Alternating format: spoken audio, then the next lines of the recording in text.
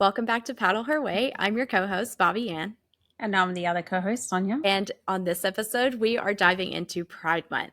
We have got 10 locations that are LGBTQ plus friendly that are also really great paddling locations that we're excited to dive in and tell you more about. This is a really important topic to us because it's a very important pillar of our community to be fully inclusive. Yeah, we really built Girl Paddlers. We are a very inclusive and diverse community supporting everybody, regardless of where they're from, what their background is, what their political choice is, and what their choice is in life. So we really wanted to show support here for the Pride community and for Pride Month, which is June every year. Yeah, that's something that I really love about what we're building here at Girl Paddlers is everything is centered around just our love of water and getting to paddle together no matter what the background is. I think we also show that in that we're not just supportive of sub paddlers or kayak paddlers or canoers. Where it doesn't matter what vessel you're on. So we're very inclusive in that way as well. As this, we support you so long as you enjoy being on the water. Absolutely. And these are going to be reflective in all of the locations that we have on our list is these areas are going to be very pride friendly and inclusive and welcoming to everyone of all backgrounds. So first up on our list is actually a bucket list item for many of the people in our community and hopefully is going to be a trip that we're going to be able to do with Girl Paddlers in the 2026 season is Lake Tahoe, California / Nevada. Yeah, it's nestled between California and Nevada, and up in the mountains, and one of the most stunning locations you'll probably ever see. The pictures, you've probably seen them, and throughout Instagram and Facebook.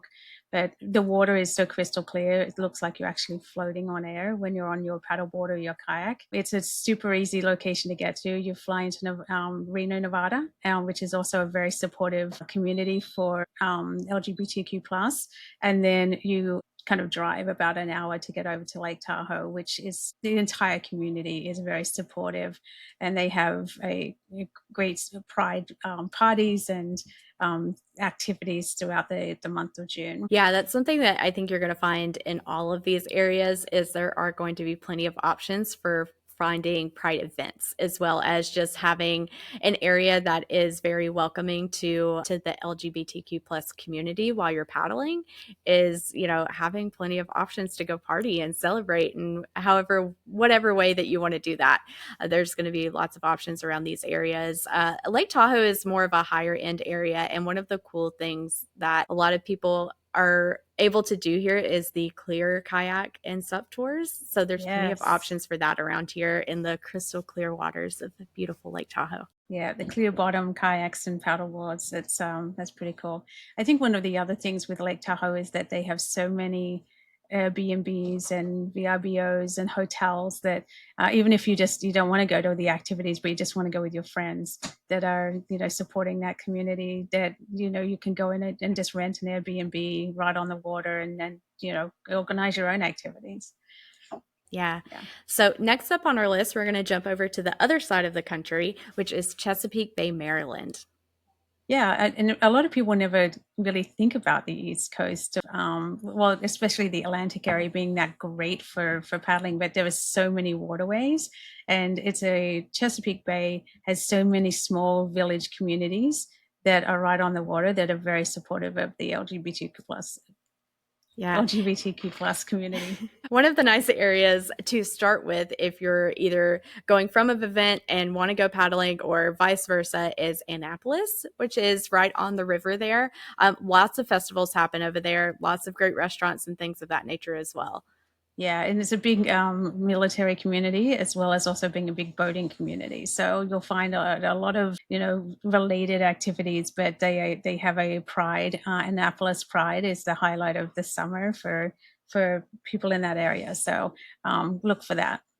All right. Yeah. So we're going to go from Maryland to the Midwest in Wisconsin, the Apostle Islands. And this is something I had never actually heard of before. Shame on me. I've actually been to Wisconsin and I've been to the Lake Superior area, but it is located on Lake Superior. And it has obviously stunning stunning experience being, paddling in that area. It's rugged, a little bit more rugged and a little bit more diverse in landscape. But there are 23 islands apparently with like little caves and beaches and things like that. Oh, and lighthouses, which I love Yeah. lighthouses. Yeah. I do too. Actually, the East Coast is full of really cool lighthouses. So, if that's on your adventure list, but Wisconsin is apparently a good place to find some cool lighthouses too. I also didn't know there were that many islands over that way. I knew Wisconsin is one of those Midwest areas that have a lot of cool lakes and cool waterways. But yeah, I didn't realize that the Apostle Islands were such a big collection. Yeah, and there's one of the towns that we mentioned in our post is Bayfield, and so that is a very supportive little village, little town that's very supportive of LGBTQ plus community. All right. So, leaving the Midwest and going back over to the other side of the country. This time, we're going to the tippy top corner, which is the San Juan Islands in Washington. Very cool area. We actually have a little community of girl paddlers that paddle up in the San Juan Islands all the time that send us gorgeous photos of all the wildlife that they see out there. Yeah, and if you actually look at our blog post, which will be linked in the comments in the below, but there is a photo of someone holding a massive starfish, and that's one of the many things you get to do there. I have had a couple of friends that were kayak guides a couple of seasons ago, and the photos they showed were just amazing. It's like a whole different world, but it's such a small town vibe or small towns vibe. There's lots of small little towns, and they are very very friendly communities, and they have a lot of very progressive values and welcoming attitudes in that area, and especially the Orca Islands, which I think that would probably be on my absolute bucket list to be able to paddle with orcas, assuming that Orcas Islands means they're orcas. There are. Yeah, that part of the country, and actually creeping over into the next one on our list, British Columbia, that whole area is full of orca territory. Mm. So if that is on your bucket list, definitely head over to that corner of the world, because I think I would just die of excitement if I got a chance to get that close to orcas. Yeah, yeah. Yeah. And speaking of British Columbia, we honorary mention up in that area is the Fraser River, British Columbia area, which is known for its majestic landscapes, like big, massive, dramatic mountain landscapes, along with forests and rivers. So yeah, that's another great area if you can kind of step over into Canada, get up into British Columbia. It's really well known for its progressive values and inclusive communities. The whole, what do they call? They're not states, provinces. Provinces, yeah. Yeah, province of British Columbia. They're really well known for just supporting everybody in the community. Yeah, we love that. And those are a bit colder waters over there. So if you're looking for something a little more tropical, looking for some warmer waters, and maybe a place that's a little more funky, you can head down to the Florida Keys. Funky in a fun way. Yeah. Yeah, the Florida Keys are one of my all-time favorites. I was fortunate enough to have paddled there a few seasons ago, and it's known for its eccentricity and crystal clear waters, coral reefs, tropical landscapes. You've got the tropical vibe. I think the town most well known for pride support would be for Key West, and they have a massive parade and bunch of activities around Pride Month there as well. But it's such a cool vibe, and yeah, I always think of margaritas when I Yeah. think of the Keys. It's definitely the area if you are looking to party all day and float on the water in the evenings, that is going to be the place to go. It's Yeah, very lively, lots of partying, lots of festivals, lots of parades. So and nice warm water. nice warm Yeah. water. Hmm. Yeah, definitely a hard contrast between between British Columbia and Washington and the The deepest Keys. south that you can go. Gorgeous waters on both ends. And then actually going completely opposite of that, from going to the very bottom of the country, heading up to New York, Hudson River. So New York is very well known for being very pride friendly, very inclusive, being a huge melting pot of people over there. And a lot of people don't think of that as being a great destination for paddling, but the Hudson River really you get into that urban natural beauty. It's a little bit different, but there's so much culture there, and there's so much to see. Imagine just paddling on the Hudson River and seeing Manhattan from the water. So it's totally different vibe, different type of paddling experience, but very inclusive. And they have a bunch of activities like boat parades, which would be fun to go and hang out and just float on your paddleboard or your kayak while you're watching a boat parade. That would be fun.